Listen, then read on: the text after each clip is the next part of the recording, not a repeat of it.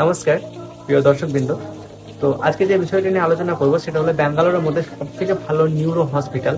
তো আপনারা জেনে নাম শুনে থাকবেন যে সাইবাবা এবং নিমহ্যান।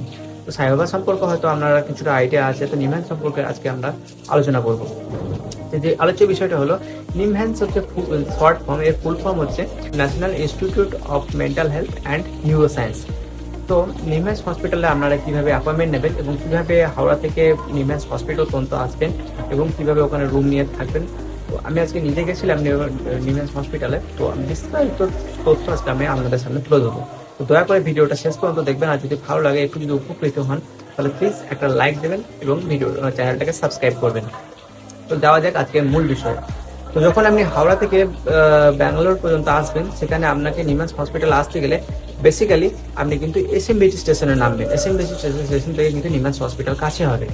তো প্রথমে আপনাদেরকে আমি নিমহ্যান্স হসপিটালটা ভিজিট করাই, তারপরে আমি আবার আসছি এবং আমি ওখানে গিয়ে বেশ কিছু জনের সঙ্গে কথা বলেছি এবং ওখানে আমাদের ভিডিও অ্যালাউ করেনি প্রথমত।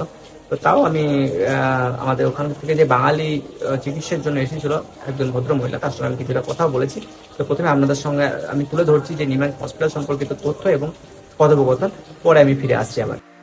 নিমহ্যান্স হসপিটালের বাস স্টপে নেমে গেছি। বাস স্টপটার নাম হচ্ছে উইলসন গার্ডেন। আমার এখান থেকে কাছে হয়েছে, যেহেতু শিবাজীনগর থেকে আমি বাস ধরেছি 13C এবং আমি নেমে গেছি উইলসন গার্ডেনে।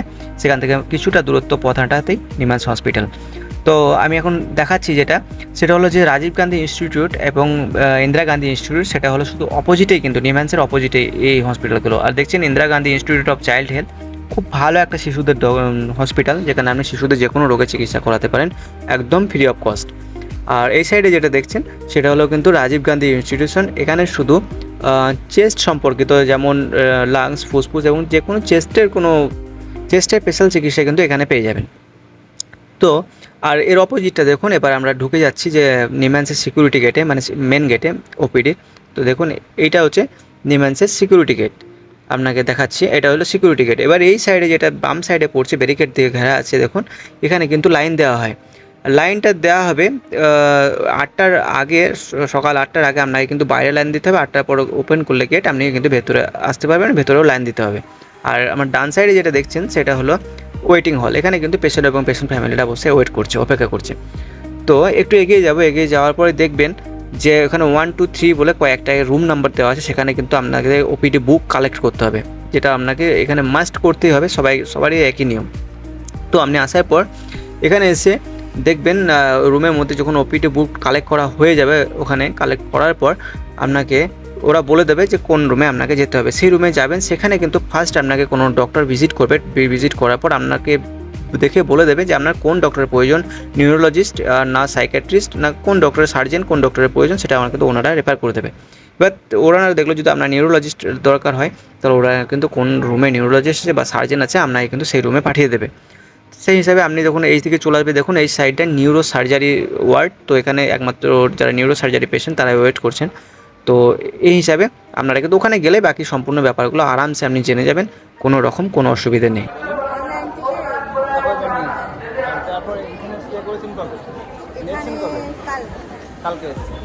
তারপর এখানে আর লাইন দিতে হয়নি, তাহলে আপনাকে অফলাইন দিলে হয়তো লাইন দিতে আজকে করতে হয়েছে, আজকে লাইন দিতে হয়েছে। আমি প্রথমে লাইন দিয়ে এখানে আপনার মানে কি কি আছে আপনার সাথে? আমরা 5 জন এসেছি। তো এখানে থাকা খাওয়ার ব্যবস্থাটা কীরকম? ভাড়া ঘর কত রেট নিয়েছে? আমরা 5 জন আছি, 7,500।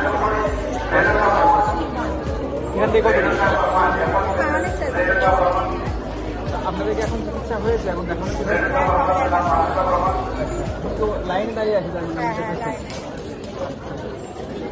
এখান থেকে এই যে লাইনটা দেখাচ্ছে, এটা কি পেশেন্টের লাইন? হ্যাঁ, ওই সাইডে এদিকটা কোন পেশেন্ট দেখাচ্ছে? আপনাদের পেশেন্ট ওই সাইডে আছে, তাই তো? ধন্যবাদ। অশোক, আপনার নামটা? আপনি ড্রাইভার থেকে?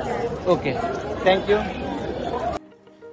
তো নিমান্স হসপিটালের ওপিডি ডোর আপনাদের দেখা হয়ে গেল। এবার আসুন নিমান্স হসপিটালে চিকিৎসা করাতে এসে আপনি কিভাবে থাকবেন, কোথায় থাকবেন। তো আমি এখানে আশেপাশের মধ্যে বেশ কয়েকটা হোটেলে আজকে ভিজিট করেছি। তো এখানে আমার মনে হয় হোটেলে যে রুমের রেটটা সেটা খুব বেশি, কারণ 700 থেকে 900 টাকা দেখাচ্ছে পার ডে। অবশ্য 4 শেয়ারিং রুম, আপনি যদি 2 জন আসেন তাহলে পরে অনেক কম, কারণ 2 জন হলে 400 থেকে 500 টাকার মধ্যে হয়ে যাবে। এবং ওখানের মধ্যে সুবিধা আছে যে রান্নাবান্না করে খেতে পারবেন, অনেক কিছুই ওনারা বললেন।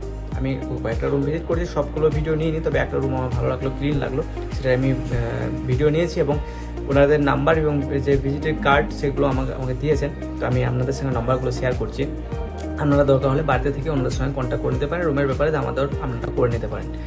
তো আজকের ভিডিওটা এই পর্যন্ত। যদি আপনারা ব্যাঙ্গালোর আসতে চাইছেন ডাক্তার দেখানোর, যে কোনো ডাক্তার দেখানোর জন্য অবশ্যই আমাকে কমেন্ট করবেন, আমি এখানে থেকে আপনাদেরকে হেল্প করে দেবো।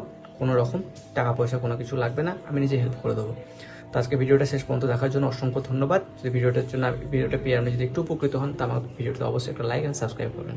ধন্যবাদ।